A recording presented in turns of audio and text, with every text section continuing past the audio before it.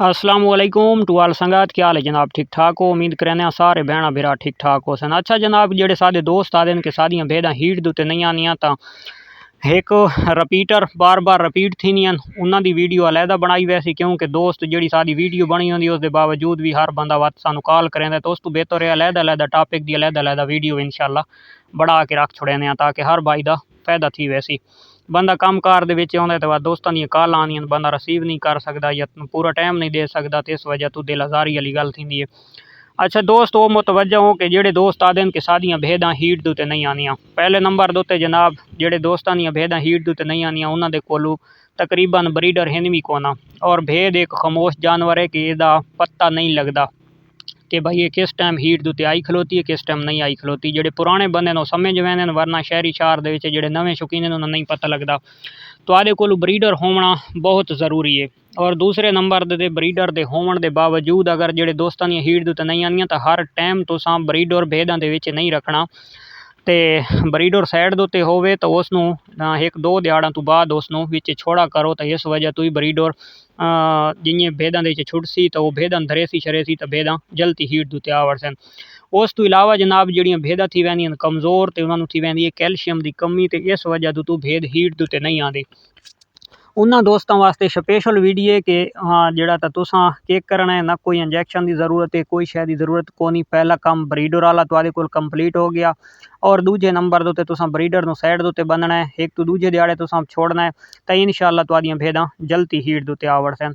हुण जनाब आखिरी और तीजा जिहड़ा हल है और बेहतरीन हल है, जिहड़ा देसी हल है, जिहड़ा असां करेंदे रहने तो वो तुसां केक करना है जनाब कि तुसां घिननी है देसी अंडा गोलना है। देसी अंडे ठीक हो गया।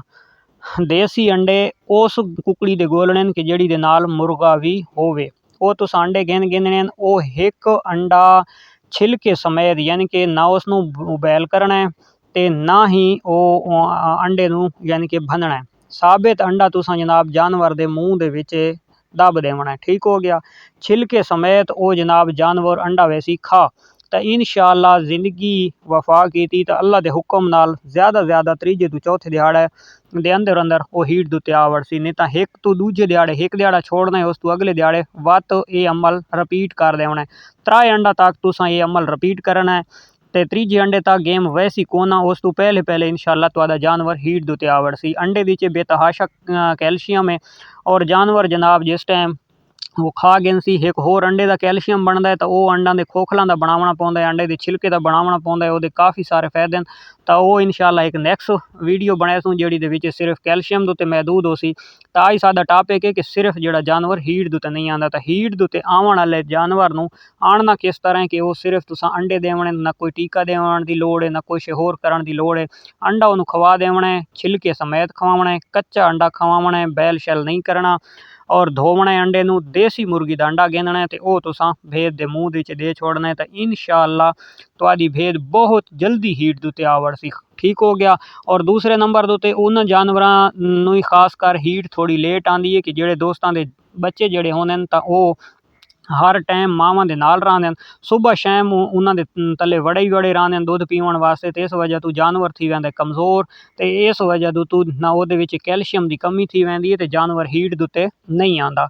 ठीक हो गया। एक तां जानवर जनाब तुसां बच्चां दा अलहदा एक सैटअप बनावना है कि उत्थे तुसां बच्चे बंद करके रखो, उन्हां नूं टाइम दे टाइम दुध देओ, ताकि जेड़ा ना भेड़ जेड़ी है तां वो अपनी जिसामत दे विच बरकरार रहे, और तुहाडा जानवर हीट दे उत्ते भी जल्दी आसी। ठीक हो गया।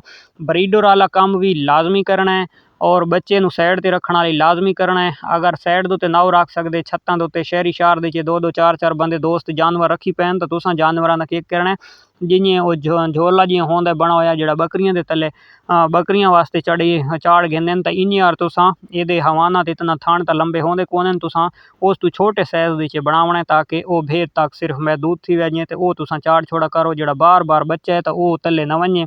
एक तो भेड़ की कमज़ोरी तो ही ठीक रहे सी। जेड़ी भेड़ फर्ज करो उस बच्चे देवने होने जिंदगी मौत अल्लाह के हाथ के विच जेड़े जिंदा रह के 20 दफ़ा बच्चे देवने होने तो उस भेड़ के तले हर टाइम बच्चा छुट्टा रहे तो तकरीबन 12 तो 13 सूआं तो भेड़ एक्सपायर थी वेंदी है, खत्म थी वेंदी है, वो बांधी है तो वह उठी भी नहीं सकती।